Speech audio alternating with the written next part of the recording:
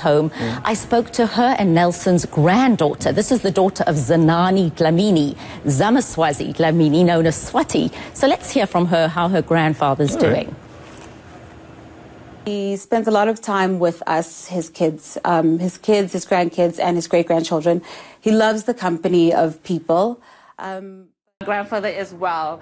And it's just, it can be very, very hurtful for us to hear these messages out there in the social media that our grandfather's going to go home and he's going to go die. And, you know, it's just, it's insensitive. And we just really would like to appeal to the social media and the media to just please be like just sensitive, you know, to our feelings, our grandfather's feelings as well. He is very alert. I mean, my grandfather still wakes up in the morning, reads the newspaper, so he's also aware of what's being said around him, about him. And so we just really would like to appeal to everybody out there to stop saying these rumors. They're not true.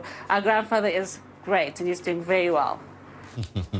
What happens to South Africa when your grandfather, Nelson Rolihlahla Mandela, is no longer physically with us? What does happen to South Africa? I think people need to remember that, you know, my grandfather played a huge role, and not only him, many other South Africans played a huge role to get us to where we are now. I think my grandfather said this when he was resigning from public life, that, you know, it is now to South Africans to take it forward and take this country forward. That a legacy like his should be carried by as many people as possible. And that I think generations like ours and generations to come are responsible. And it's really up to us to really take it forward and take this country forward.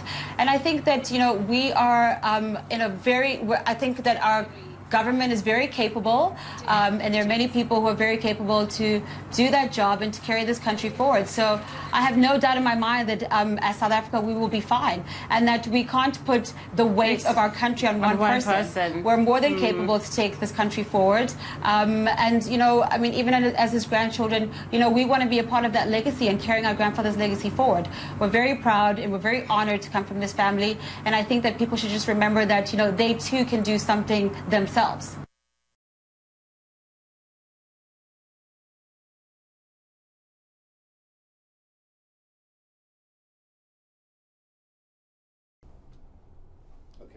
You worked very closely, of course, with Nelson Mandela during the transition phase and afterwards. The two of you shared the Nobel Peace Prize famously. You were ideological opposites, of course, and you clearly and sometimes publicly had your differences.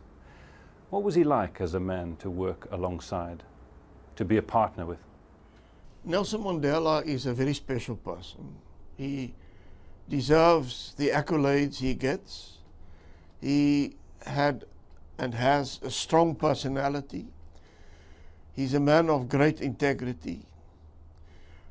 In very real pragmatic terms, I found him easy to talk to.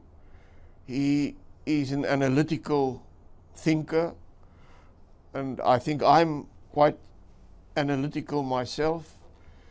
He's a good listener, I'm a good listener, so we never had problems in communication, even about the most sensitive issues. However, there was a phase, and it was quite stretched out over a few years, where our relationship became very strained because of ongoing political violence, to the point that he publicly started accusing me of not being in charge or of looking away and allowing things to happen, which made me very unhappy, and I felt very hurt. His greatest legacy will be his emphasis and putting the deed, adding the deed to the word on the need for reconciliation in South Africa. You've written that you remain to this day good friends. Is that true? Yes, we remain good friends.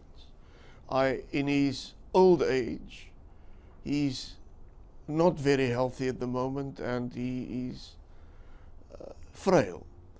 I try not to bother him unnecessarily, but we see each other, we talk on the phone, we are visitors in each other's homes. One question which is very often asked abroad, outside of this country, is about a post-Mandela South Africa? So much is made of Mandela as this country's moral compass. You suggested earlier that the country has already lost its moral compass. Is his legacy, do you think, strong enough to keep this country together? I think his legacy is not being honored by the present leadership in the ANC.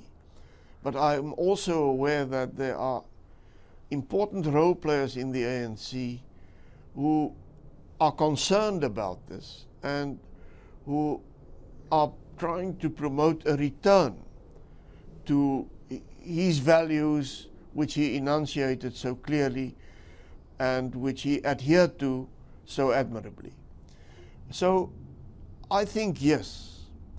I know it's often said that there will be a crisis in South Africa when Mandela dies, and we hope it will not happen soon.